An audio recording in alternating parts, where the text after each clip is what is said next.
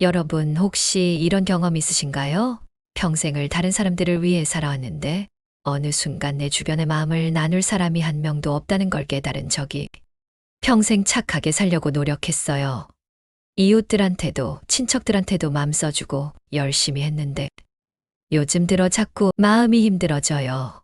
주변 사람들이 하나둘 멀어지는 것 같고 내가 뭘 잘못하고 있는 걸까요?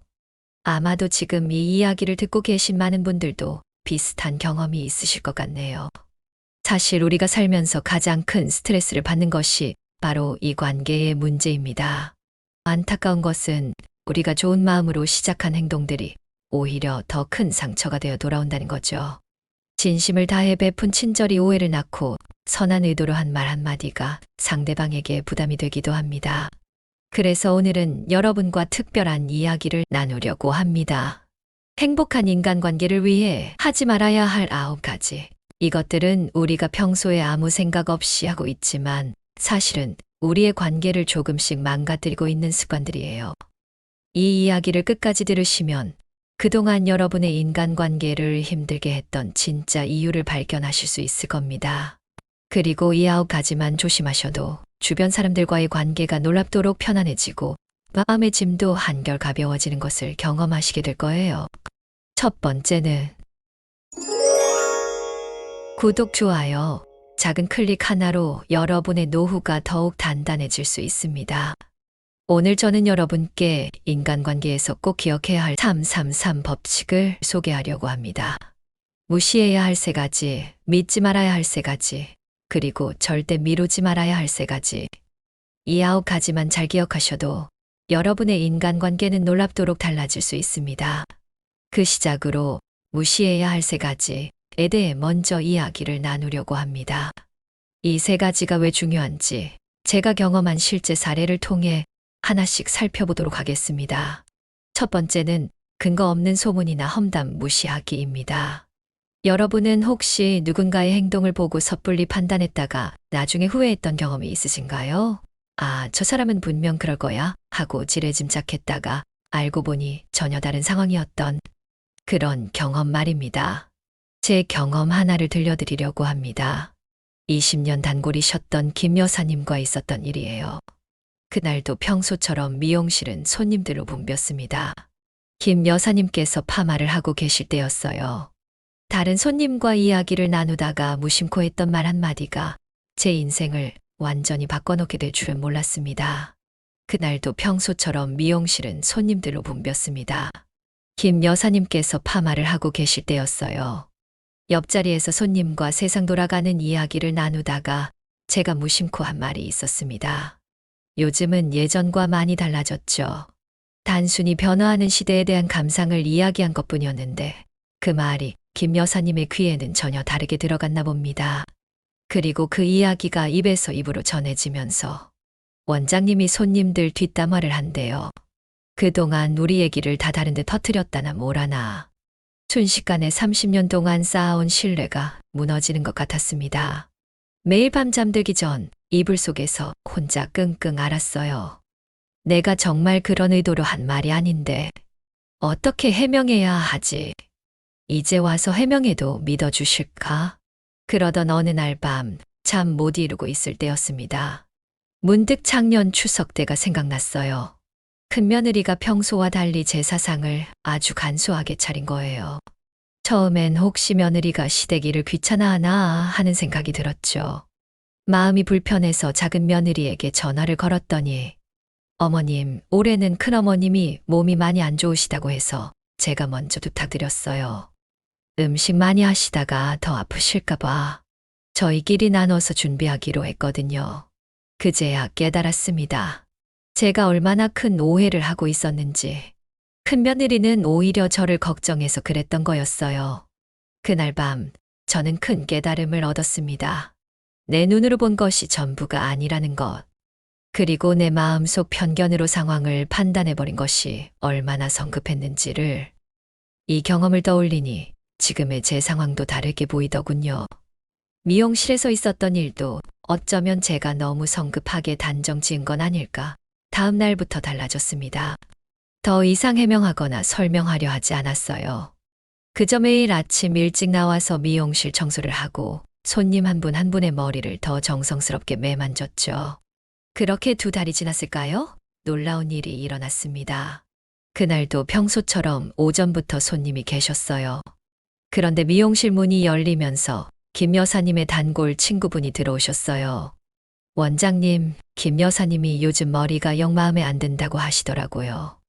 머리 모양이 자꾸 뜨고 얼굴형이랑도 안 맞고 여기저기 미용실 다녀봐도 영. 김 여사님 머리는 원장님이 제일 잘 아시잖아요. 일주일 뒤 김 여사님이 오셨습니다. 원장님, 제가 잘못했어요. 20년을 한 자리에서 늘 정직하게 일하신 분을 그동안 다른 미용실을 여러 군데 다녀봤어요.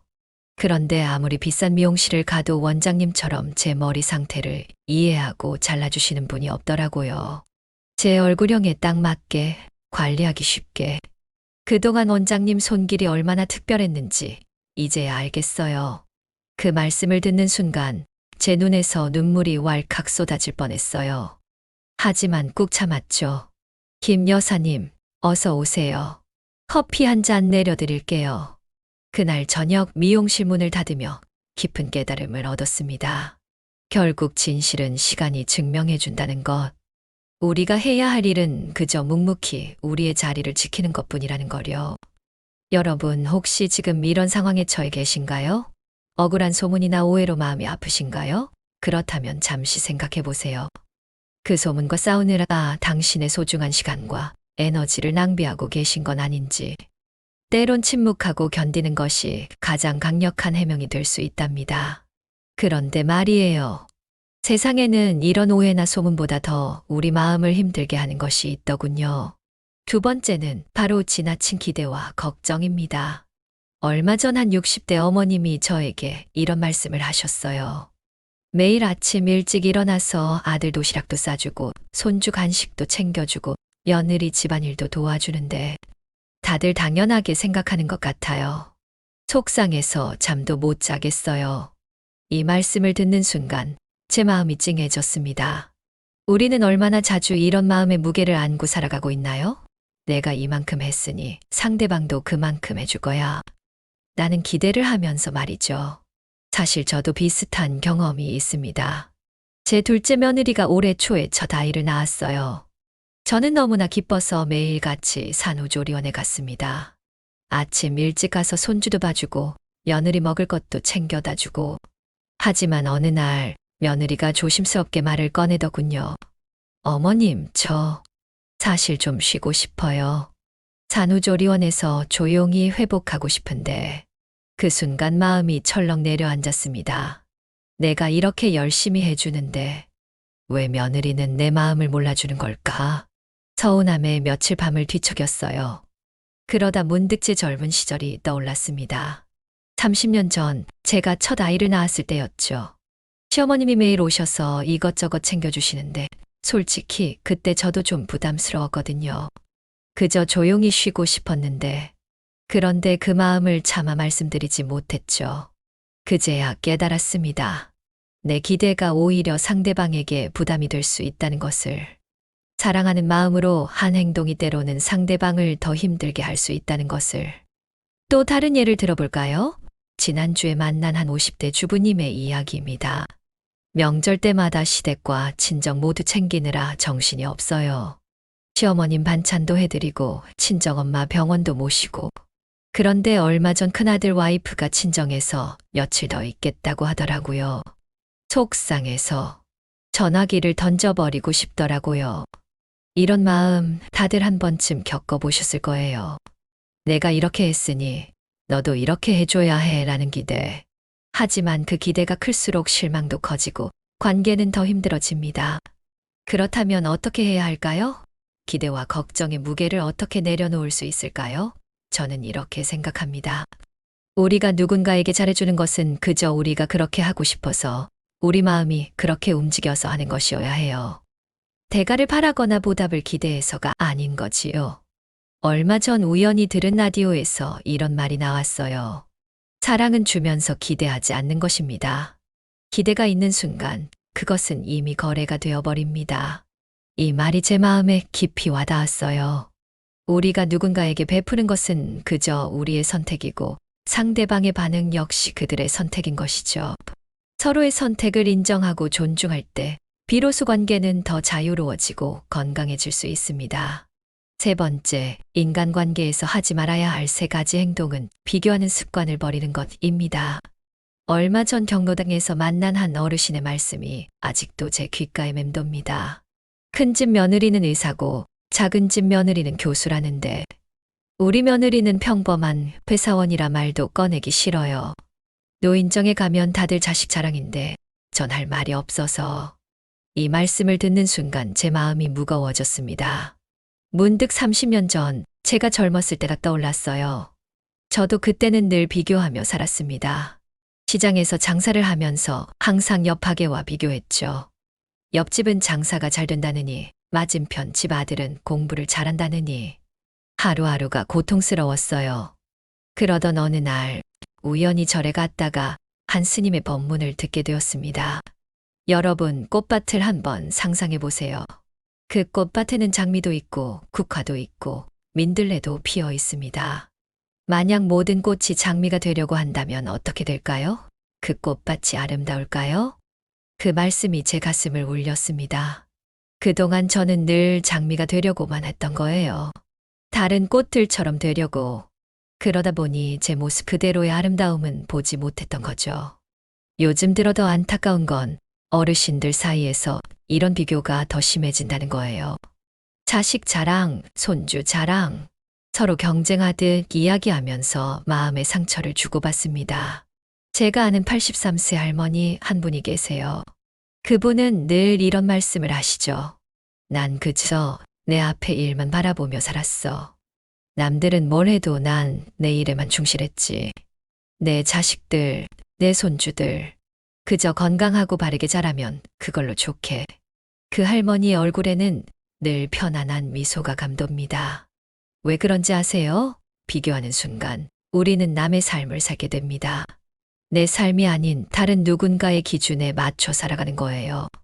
그러다 보면 정작 내가 가진 소중한 것들을 보지 못하게 되죠. 여러분의 자녀들, 며느리와 사위들, 그들 모두 자신만의 빛깔을 가진 꽃이에요. 누군가와 비교할 필요가 없답니다.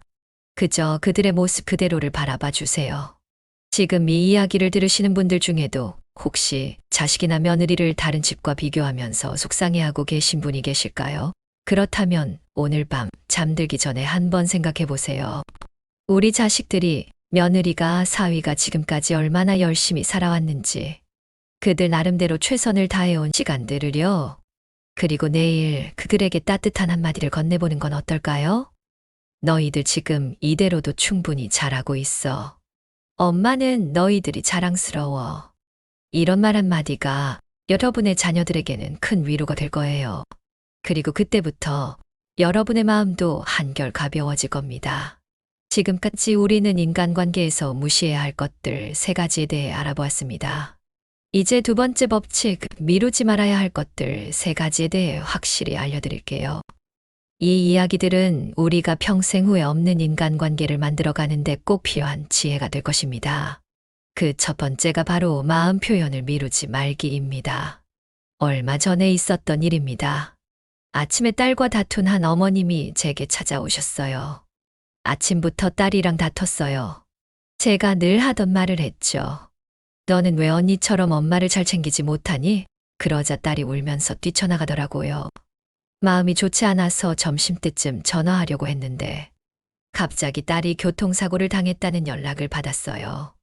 다행히 큰 사고는 아니었지만 그날 그 어머님은 하루 종일 마음이 무거우셨대요. 그때 사과하고 나올 걸. 혹시 큰일이라도 났으면 어쩔 뻔했나. 내가 늘 딸을 언니와 비교하면서도 정작 우리 딸이 얼마나 착한 아이인지, 얼마나 열심히 사는지, 이런 마음은 한 번도 제대로 표현해 주지 못했네요. 여러분, 우리 모두 이런 경험 있으시죠? 마음속으로는 사랑한다, 고맙다, 미안하다는 말을 수없이 하면서도 정작 입 밖으로 내지는 못하는, 특히 우리 세대는 더 그랬던 것 같아요. 말하지 않아도 알겠지 라는 생각으로, 또는 이런 말을 하면 쑥스러울 텐데. 나는 걱정으로 마음을 표현하지 못했죠. 제 친구 중에 한 분이 계세요. 10년 전 친정어머님이 돌아가시기 전까지 매일 병간호를 하셨답니다. 그런데 임종을 앞두고 이런 말씀을 하시더래요. 난 평생 우리 엄마한테 사랑해요라는 말을 한 번도 못 해봤어. 효도한다고 병간호도 하고 맛있는 것도 해드리고.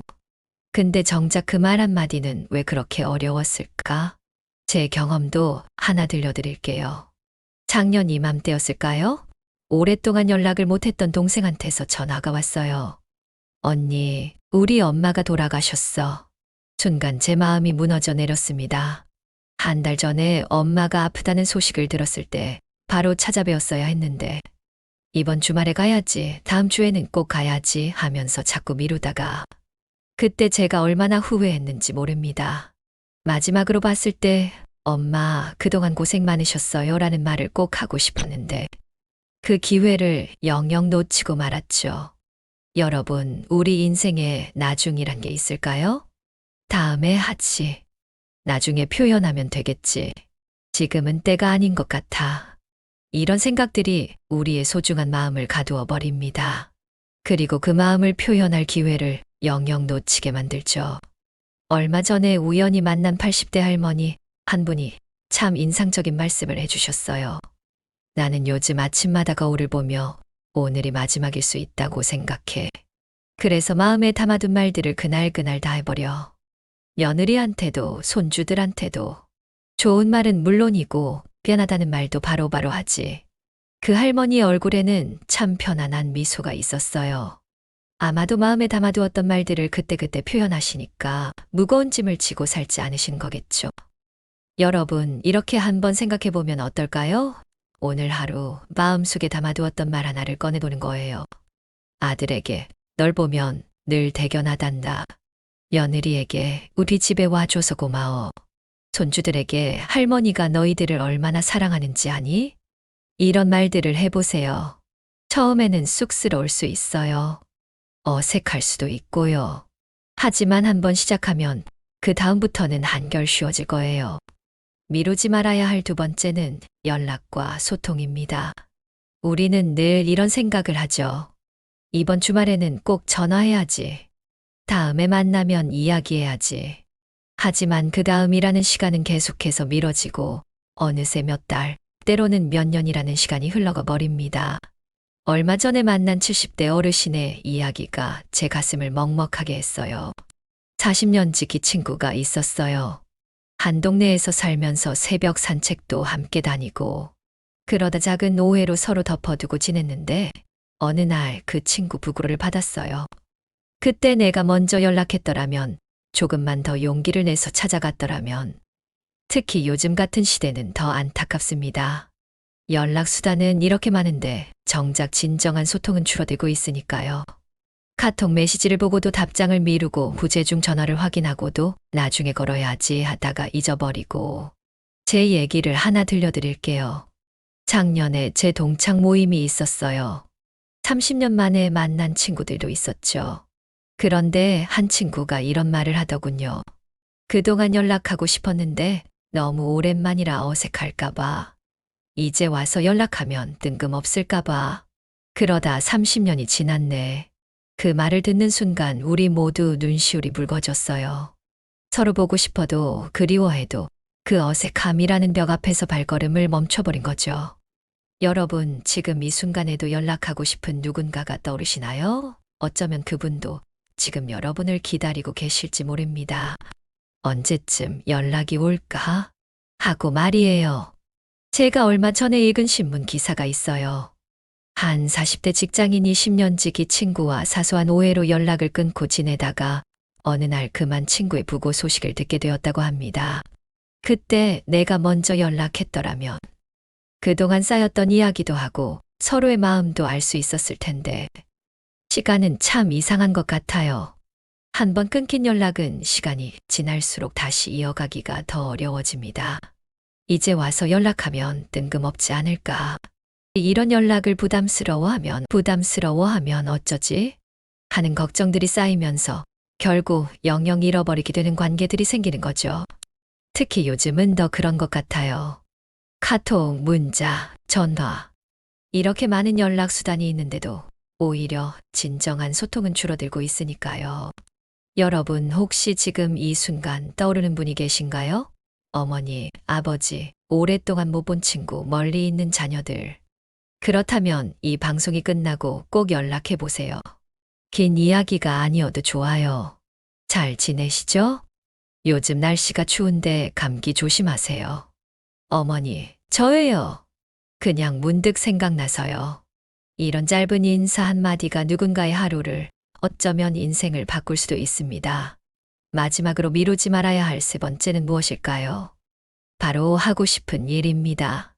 많은 분들이 해야 할 일은 절대 미루지 말라고 조언하시죠. 하지만 더 중요한 것은 하고 싶은 일을 미루지 않는 것입니다. 제가 아는 할머니 한 분의 이야기를 들려드릴게요.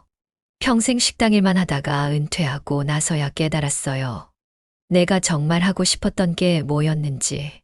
젊었을 때부터 소리를 배우고 싶었는데 돈 벌어야 한다고, 자식 키워야 한다고 자꾸 미뤘더니 이제는 목소리도 안 나오고 속상합니다. 또 다른 분은 이런 말씀을 하셨어요. 친구들이랑 제주도 한번 가보자고 했었는데 다들 바쁘다고 돈 모아서 나중에 가자고. 그러다 어느새 우리 모두 70이 넘었네요. 이제는 건강이 안 따라주니 멀리 가기가 힘들어요. 참 안타깝죠? 나중에 하지 뭐. 하면서 미루다 보면 정작 그 나중이란 시간은 오지 않는 것 같아요. 며칠 전에는 제 동네 할머니 한 분이 무척 행복해 하시며 이런 말씀을 하셨어요. 작년부터 손주랑 바다에 가고 싶었어요. 근데 큰 욕심 부리지 말자 싶더라고요. 멀리 가려면 이것저것 준비할 게 많으니까. 그래서 그냥 집 근처 해수욕장에 다녀왔어요. 손주랑 모래성도 쌓고 조개도 주워오고. 그게 그렇게 행복하더라고요. 왜 진작 이러지 않았나 싶었어요. 여러분은 지금 이 순간 떠오르는 게 있으신가요? 어디 가보고 싶은 곳, 누군가 만나고 싶은 사람, 배우고 싶은 것. 나이가 들어서, 시간이 없어서, 돈이 없어서, 이런 핑계로 미루고 계신 건 아닌가요? 완벽한 때를 기다리다 보면 우리의 소중한 꿈들은 영영 꿈으로만 남게 될지도 모릅니다. 지금, 이 순간, 비록 작은 것부터 시작하더라도 한 걸음 내디뎌 보는 건 어떨까요? 시장 구경이라도 가보고 싶은 곳이 있다면 오늘 한번 다녀와 보세요. 친구와 차 한잔 하고 싶다면 지금 바로 연락해 보세요. 무언가 배우고 싶다면 오늘부터 동네 주민센터에 문의해 보세요. 여러분의 하고 싶은 일을 미루지 마세요. 그 작은 용기가 여러분의 인생을 더욱 풍요롭게 만들어 줄 테니까요. 자, 이제 마지막으로 반드시 지켜야 할 세 가지 알려드립니다. 그 첫 번째는 바로 약속을 지키는 것입니다. 얼마 전 저희 동네에서 있었던 일을 들려드리고 싶어요. 매주 목요일이면 동네 할머니들과 함께 시장에 가는 약속이 있었어요.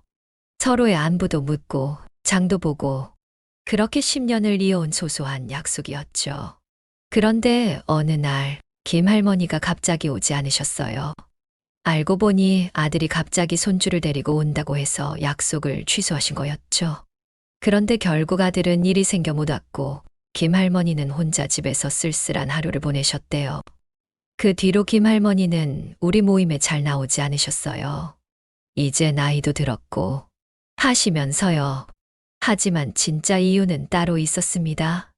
어느 날 저녁 김 할머니가 저를 찾아오셨어요. 내가 그날 약속을 어겼잖아. 그 뒤로 면목이 없어서 모임에 나가기가 힘들더라고. 다들 나를 어떻게 생각할까 싶고 그 말씀을 듣는 순간 제 마음이 찡해졌어요.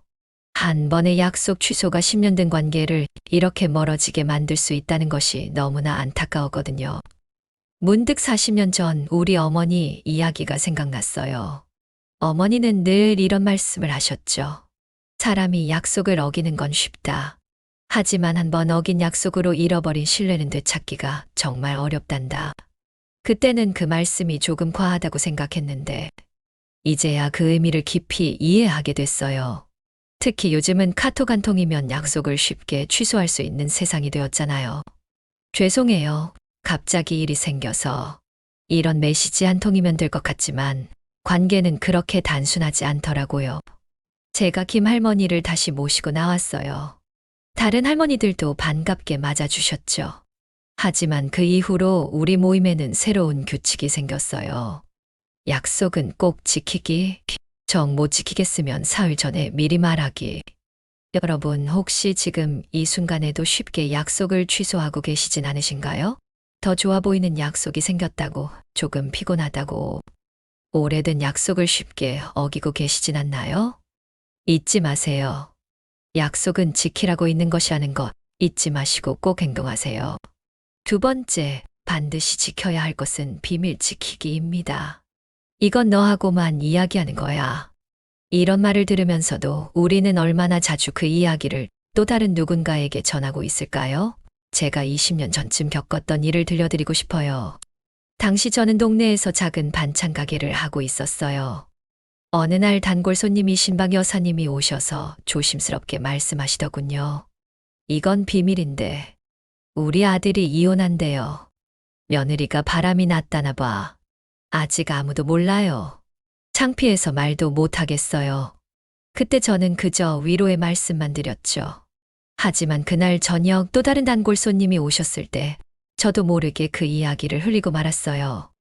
아이고, 박 여사님, 내가 며느리 때문에 얼마나 속상하신지.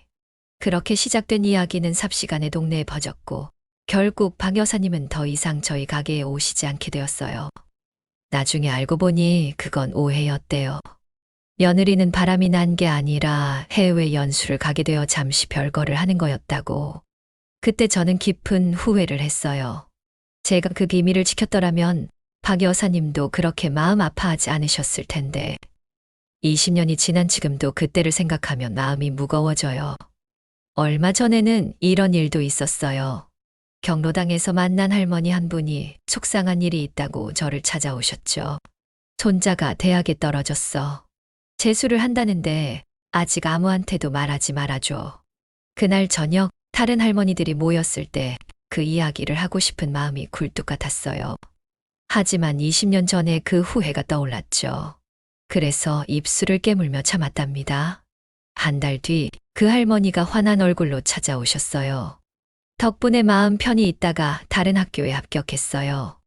내가 그때 선생님한테만 말씀드렸는데 정말 비밀 잘 지켜주셔서 고마워요. 그 순간 깨달았어요. 비밀을 지킨다는 건 단순히 입을 다무는 게 아니라 그 사람의 마음을 지키는 일이라는 걸. 여러분, 혹시 지금 누군가의 비밀을 알고 계신가요? 그리고 그 비밀을 또 다른 누군가에게 전하고 싶은 마음이 있으신가요? 그때마다 이렇게 생각해 보세요. 이 이야기를 전함으로써 내가 얻는 건 잠깐의 대화거리뿐이지만 그 사람이 잃는 건 평생의 신뢰일 수 있다고. 자, 이제 9번째 지혜, 마지막으로 지켜야 할 것은 마음의 거리입니다. 제가 30년 전 큰아들 결혼식 때 겪은 일이에요. 시어머님이 되고 나서 며느리에게 잘해주고 싶은 마음에 매일 전화하고 자주 찾아가고 뭐든 도와주려 했죠. 엄마처럼 생각해 하면서 말이에요. 그런데 어느 날 큰며느리가 조심스럽게 말을 꺼내더군요. 어머님, 저희 신혼집에 자주 오시는 건 감사한데 저희끼리만의 시간도 좀 필요해서요. 순간 마음이 상했어요. 이렇게 잘해주는데 왜 이러나. 서운한 마음에 몇 날 며칠 끙끙 앓았죠. 그러다 문득 제가 시집 왔을 때가 생각났어요. 우리 시어머님도 저를 친딸처럼 대해주신다고 날마다 찾아오셨는데 그때 제 마음은 어땠나. 새댁 시절 저도 시어머님의 과한 관심이 부담스러웠던 적이 많았거든요. 하지만 그때는 감히 말씀드리지 못했죠. 그제야 알게 됐어요. 사랑하는 마음을 표현하는 방법이 때론 거리를 두는 것일 수도 있다는 걸. 그 후로 저는 큰며느리와 적당한 거리를 두기 시작했어요. 주말에만 전화하고 방문할 때도 미리 약속을 했죠. 신기하게도 오히려 그때부터 관계가 더 좋아졌어요. 며느리가 먼저 전화도 하고 가끔은 우리 집에 와서 며칠 묵어가기도 하고. 이런 경험이 있으셨을 거예요. 너무 가까이 다가가려다 오히려 멀어진 관계. 혹은 거리를 두지 못해 서로 부담스러워진 관계.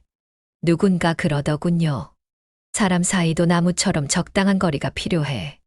너무 붙어 있으면 햇빛도 안 들어오고 너무 멀면 그늘도 못 만들지.